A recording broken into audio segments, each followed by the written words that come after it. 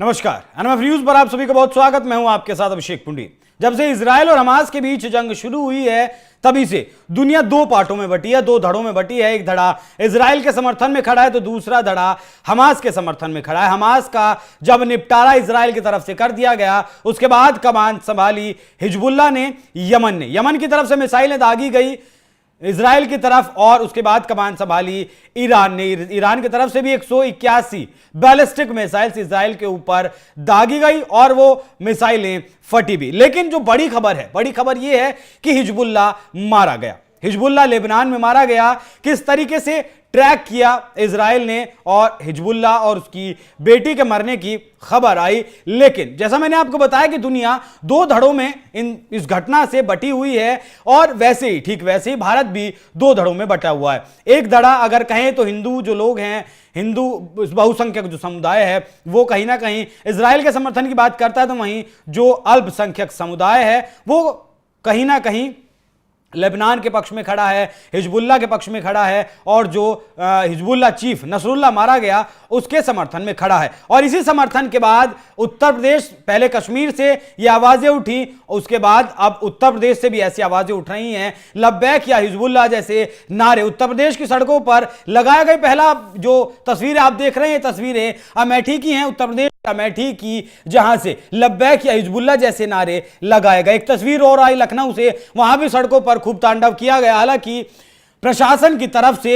इजाजत नहीं दी गई थी इस तरीके का जुलूस निकालने का, फिर भी आतंकवादी जो नसरुल्लाह था कहीं ना कहीं उसके पक्ष में जिस तरीके से यह निकाला गया वो गैर कानूनी तरीके से यह मार्च निकाला गया। पहले एक बार आप ये वीडियो देखिए।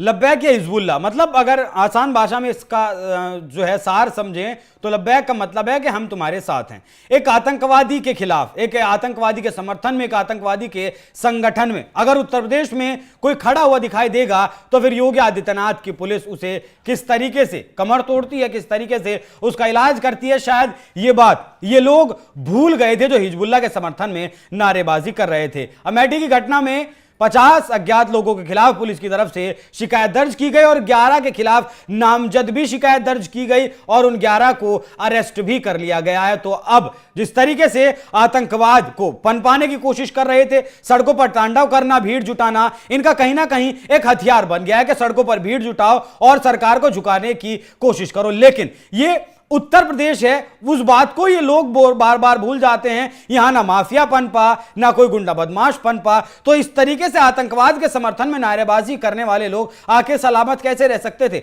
तो 11 लोगों के खिलाफ कार्रवाई, 50 लोगों के खिलाफ शिकायत दर्ज की गई और 11 लोगों को गिरफ्तार कर लिया गया। अब जो जिन लोगों को गिरफ्तार किया गया है, सवाल जवाब जरूर उनसे होंगे। पूछा जाएगा कि आखिर एक आतंकवादी के समर्थन में आप इस तरीके से नारेबाजी कैसे कर सकते हैं। और पुलिस के सामने ये लोग तोते की तरह उगलेंगे भी, आखिर क्यों गिड़गिड़ाएंगे भी, तो सारे काम होंगे। तो अगर ये कहा जाए कि उत्तर प्रदेश में no Hezbollah, no Nasrallah, only action, मतलब यहां अगर सीधे तौर पर मैं आपको कहूं कि सिर्फ यहां एक्शन पर भरोसा किया जाता है, प्रदेश की कानून व्यवस्था को बिगाड़ने की अगर कोई भी कोशिश करेगा तो वो बख्शा नहीं जाएगा। अगर इस युद्ध की आपको मैं अपडेट दूं तो ईरान और हूती भी अब इजराइल के खिलाफ हो चुके हैं। ईरान की तरफ से बैलिस्टिक मिसाइल ने दागी गई इजराइल की तरफ और इजराइल ने भी अब कह दिया है कि वो किसी से भी, कहीं भी, कैसे भी अपना बदला ले सकता है, किसी को भी कहीं भी मार सकता है, जिसके बाद से ईरान में भी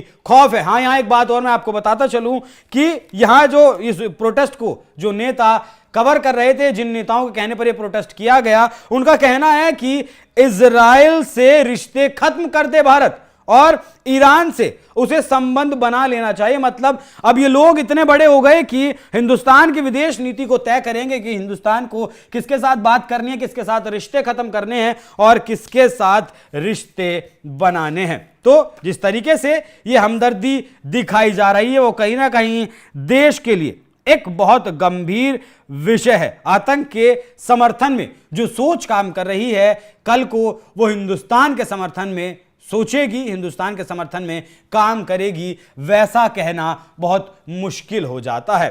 तो फिलहाल की खबर यही है कि अमेठी और लखनऊ में जिस तरीके से हिजबुल्लाह चीफ नसरुल्लाह के समर्थन में नारेबाजी की गई, उनका इलाज यूपी पुलिस कर रही है और जो अज्ञात लोग हैं, अभी इस पूरी घटना की वीडियो सामने आ गई है और जितने भी लोग इसमें पहचाने जाएंगे सबको कहीं ना कहीं जेल के भीतर डाला जाएगा। तो योगी आदित्यनाथ के इस एक्शन पर क्या है आपकी राय, कमेंट कर हमें जरूर बताएं। नमस्कार।